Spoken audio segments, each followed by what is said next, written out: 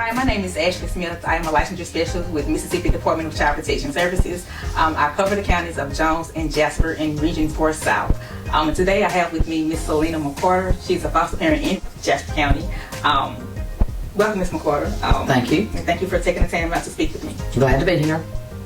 Miss McCardle, tell us how your foster care journey began and how long you got fostered. Well, the journey started in 2006, 2007 when I was approached by a family member that their children was taken into custody, and they had been in several homes, and they come to me asking me would I be willing to foster. So I started out doing emergency care at first. So when did you start taking in non-relative children? That would have been 3 years later, so probably around 2010, 2011. So wow, you've been fostering for 15 years. Yes, ma'am, 15 years, and the reason we do it is the love we have for children. We just, I don't know, it really touches our heart to see, that we can make a difference, and even if it's just for one child. So what have been one of your biggest challenges on this foster care journey? One of the biggest challenges, I believe, is, trying to deal with the children as they come in, and each child is different, so you have to be able to be patient and understanding, and because each one's coming from different background and you don't know what they've been through. So it's just a touch and go base, and you just have to take one day at a time. So how have your experience been with shared parenting, working with biological families towards reunification? The two relatives that I had, they were with us and we were going to adopt them. And at the time, the grandmother was not able to get them due to her circumstances. Her circumstances changed, and she came to us and said, I would like to get my grandchildren back. So we worked with her, and we asked the children, because at that time they had started growing up a little bit older, and we asked them, and they said they would go live with her, but they still wanted to see us. So we all made that agreement. They live with their grandmother. So that was a success as far as reunification. Have you ever continued to be a support system for a foster child after they left your home? Oh, yes, ma'am. Oh, yes, ma'am. I have several that call me all the time just to talk. The mother will call and she'll say, I've got somebody wanting to talk to you. So they stay in touch. I think it kind of goes back with shared parenting and the importance of shared parenting. It's a happy time for the children.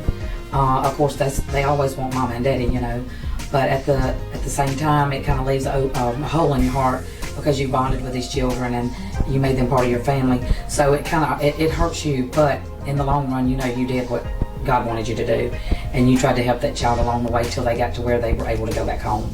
So, Ms. McCardle, oftentimes we take in sibling groups. Homes are actually hard to find that were willing to accept those sibling groups. Sometimes they are separated, which may be devastating to those children. So, how has your experience been with fostering sibling groups, and why is it important to keep them together? Well, what I've noticed, I do have a sibling group at this time, and the bond for them to be together, I just think is great, because those children need each other, especially during the times right now that they're going through. And I have one that is separated from his other siblings, and it's very tough on him, and he wants to see them and he misses them and he asks about them, and there's just a lot of things. I just feel like it traumatizes that child more, being separated from mother and daddy and now brothers and sisters also. So I think if they could keep them together in a house that would take all of them, it would be a blessing. Well, we briefly spoke about the need of foster homes that will take sibling groups. We also are faced with the challenge of finding families that are willing and able to care for children with special needs. What has been your experience with parenting children with special needs? Well, I can say this. I have a love for special needs children. I always have, because I used to work with special needs in the Jones County school system as a teacher's assistant. I've done it for years, so my heart is already there. But I have taken in several. One that was severely handicapped, and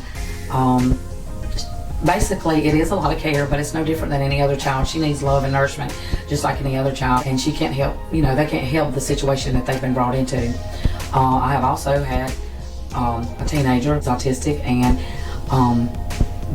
what foster parents need to understand is they don't need to be scared. It's nothing to be scared of. We're all learning this together, and they are special in every way. They just want that person to love them, and that's all you have to do, because that's what they need. They're going through enough already, and then on top of having to be a foster child adds to that. So there's really nothing except to love that child and show them the best that you can. So how have your experience been with fostering a special needs child when you have other children in the home? They can be kind of overwhelming. Well, How do you cope with that? it can be tough, and you just have to, like I said, we just try to include everybody in all the activities we do, and whether it's with the small or the big kids, and that way they all work together. Actually, the little kids love the bigger kids, and they know there's a difference, but they don't know what it is. There is some challenging times. That's just something you have to I just say go with it, is my term, just go with it. Because somebody has got to be brave enough to step out and help that child. And if it wasn't for me or that other foster parent, that child wouldn't have a place. So we just have to take one day at a time and try to work toward the needs of that child, whatever it may be. So with fostering, we hear a lot of negative things.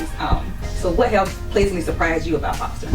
I feel like the workers they all try really hard to communicate with you and help you in any way that they can. They stay in contact with you, finding out if you need anything or is there anything that they can help you with.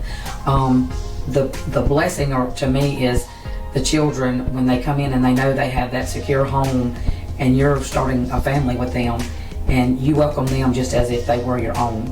And so there's a lot of happy times and fun times. It's not all negativity. You're building relationships that will go with these children from now on.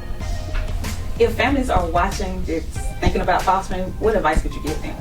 Sit down and pray about it would be my first thing. And that don't knock it till you try it.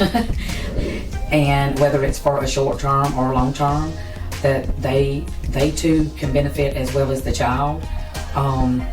We are needing more foster parents, and it is a struggle, and it just takes that one person to make a difference in a child's life.